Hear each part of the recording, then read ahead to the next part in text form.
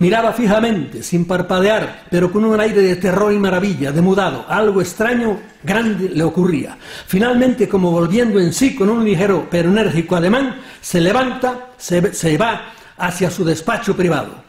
Los familiares le siguen con premura y ansiedad y le dicen en voz baja: Santo Padre, ¿se siente bien? ¿Le pasa algo? No, nada, no me pasa nada. Se encierra en su despacho y al cabo de media hora hace llamar al secretario de la Congregación de Ritos y le da un folio y le manda a imprimirlo y enviarlo a todos los obispos diocesanos del mundo, que contenía la oración que rezamos al final de la misa junto con el pueblo, con la súplica y encendida invocación al príncipe de las milicias celestiales, implorando a Dios que vuelva a lanzar a Satanás al infierno. Y luego comentaría el Papa: vi demonios y oí sus crujidos, sus blasfemias, sus burlas.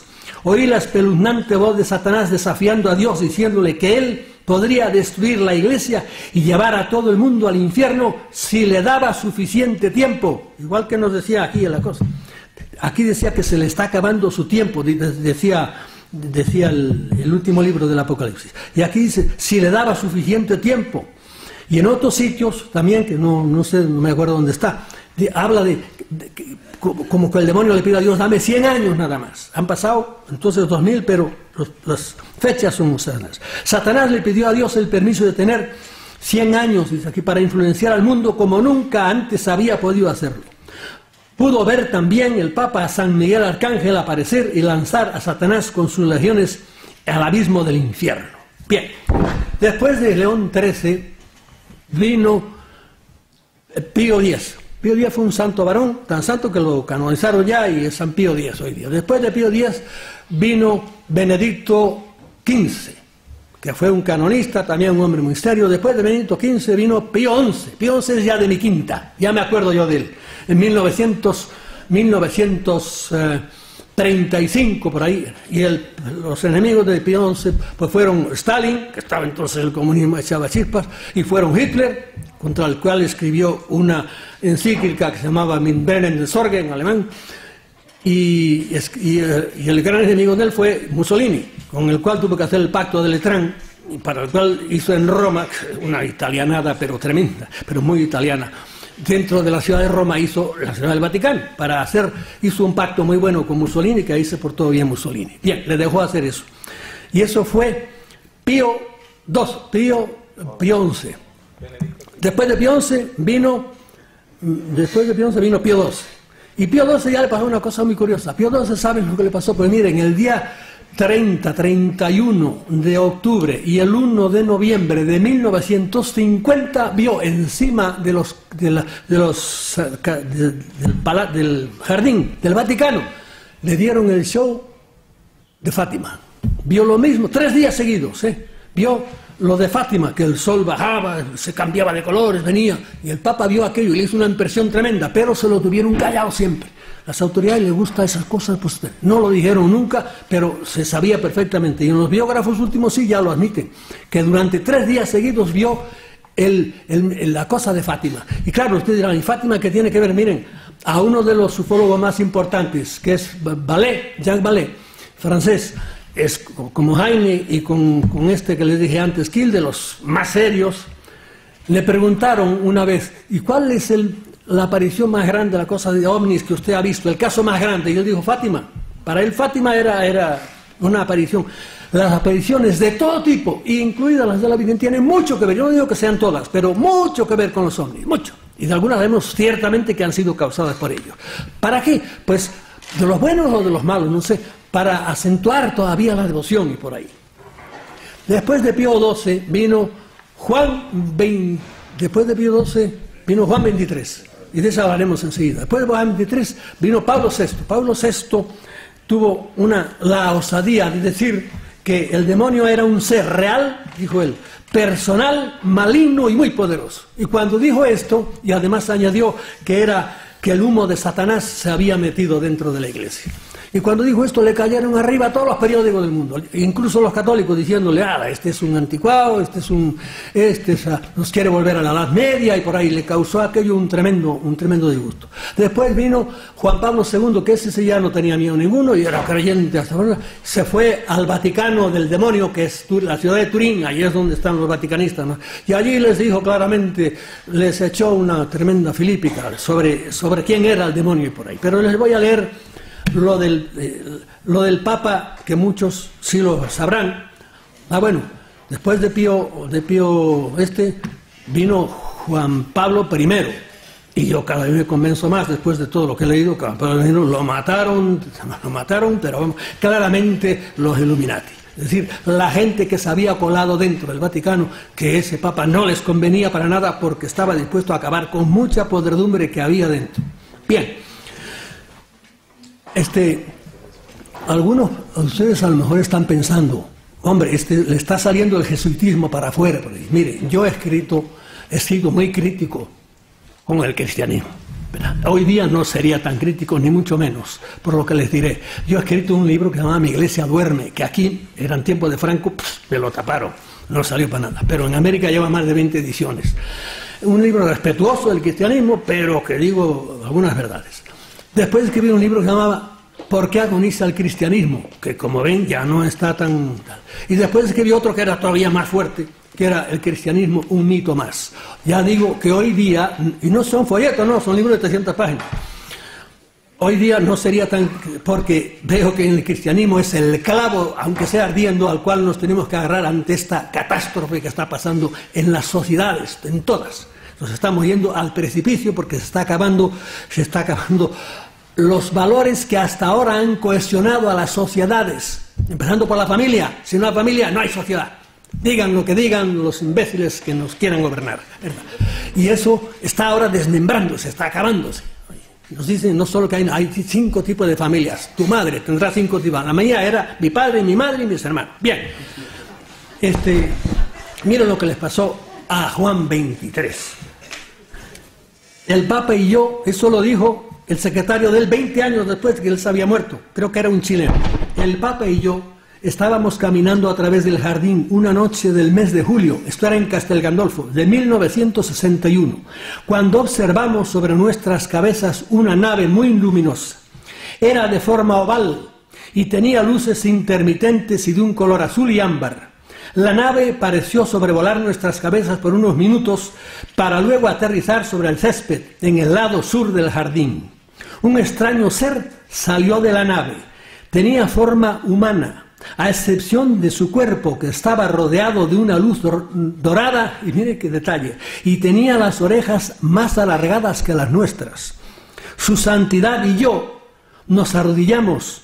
No sabíamos lo que estábamos viendo, pero supimos que lo que fuese no era de este mundo. Por lo tanto, debía ser un acontecimiento celestial. Rezamos, y cuando levantamos nuestras cabezas, el ser estaba todavía allí. Esto nos comprobó que no era una visión lo que estábamos viendo. El Santo Padre se levantó y caminó hacia el ser. Los dos estuvieron alrededor de 20 minutos, uno frente al otro. Se los veía gesticular, como si hablaran, pero no se sentían sonidos de voces. No me llamaron, por lo que permanecí donde estaba y no pude oír nada de lo que hablaron. Luego el ser se dio la vuelta y caminó hacia su nave, y enseguida ésta se elevó. Su santidad dio media vuelta hacia mí y me dijo, qué curiosas palabras: los hijos de Dios están en todas partes, aunque algunas veces tenemos dificultad en reconocer a nuestros propios hermanos. Esto es muy curioso lo que digo, y que se prestaba a una buena exégesis. Aunque la experiencia parece increíble, el secretario nunca supo lo que habló Juan XXIII con el extraño personaje, y siempre se ha especulado con algunas revelaciones que le habría hecho el visitante cósmico.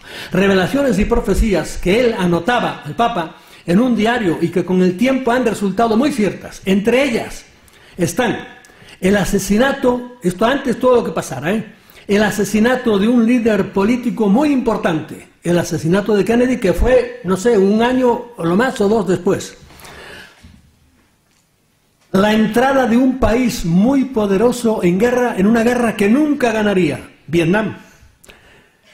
El enconamiento del conflicto de Israel con Palestina. Y sepan que Israel y con Palestina, los que mandan en el mundo quieren que siga y por eso no quieren que acabe. También esto se prestaba a explicar por qué. La caída estrepitosa del comunismo. La aparición de una nueva y terrible enfermedad a partir del año 1984, el SIDA. Y también la intrigante profecía de que, y aquí no se sabe si hablaban los buenos o los malos, extraños visitantes aparecerán en la Tierra, venidos de otros planetas, dice, para sembrar la paz. También consta en el diario que Dios le había exigido silencio hasta que llegase el momento adecuado. Yo ni quito ni pongo, rey, pero les digo lo que está escrito. Bien.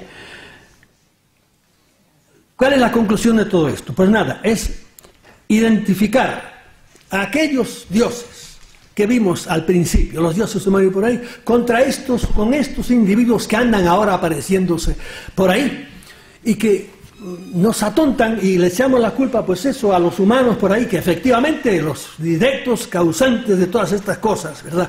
Son los humanos, pero detrás, para organizar, por ejemplo, toda esta catástrofe económica que ha habido, pero que, fíjense que no es solo catástrofe económica, es en todos los sentidos, están pasando cosas tremendas en la Tierra ahora, es que detrás hay alguien que es muy poderoso, que el que está dando órdenes a quien competa para que sucedan todas estas cosas.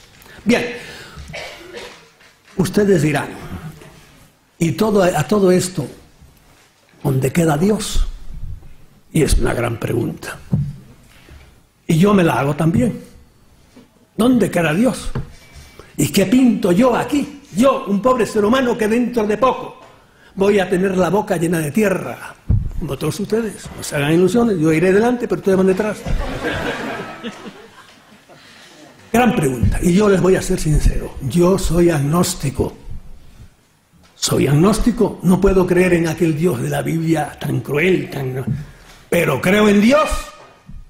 ¿Por qué? Porque tengo dos Dios de frente. Si no tuviera dos de frente sería ateo. Pero no puede ser. Hace poco leí el libro ese que ustedes han visto, el libro de los autobuses. Dios no existe, pero probablemente no sé cuánto por ahí.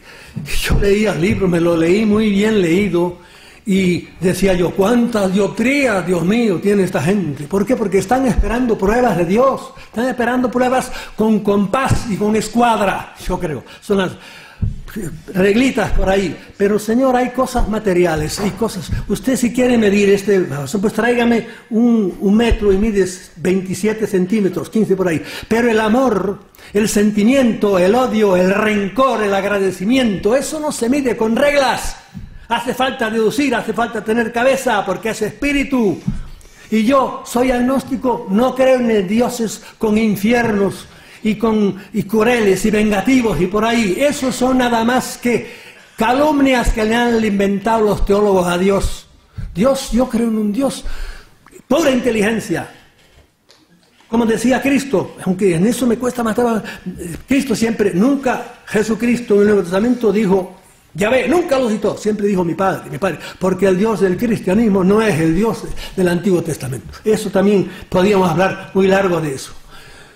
Yo leí ese libro y me dio pena porque yo digo, esta gente, sí, a base de Darwin, de Dawkins, que es ahora el gran ateo oficial, y a base de Voltaire, y a base de Kierkegaard, y a base qué sé yo, de todos los santones del ateísmo, pues sí, quieren probarnos de que sí, que no hay Dios. Y claro, y ahora que además Punset nos ha dicho que todo es de Dios y el Espíritu, y por ahí el gran Punset, que es una buena persona y lo aprecio, Punset, y es inteligente, pero nos ha dicho que todo viene pues de las neuronas y de las dendritas, son los que producen todas las cosas de Dios y por ahí.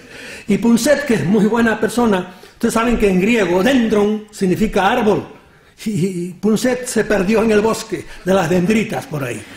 Y en eso anda perdido. Como ya eso, pues no tenemos.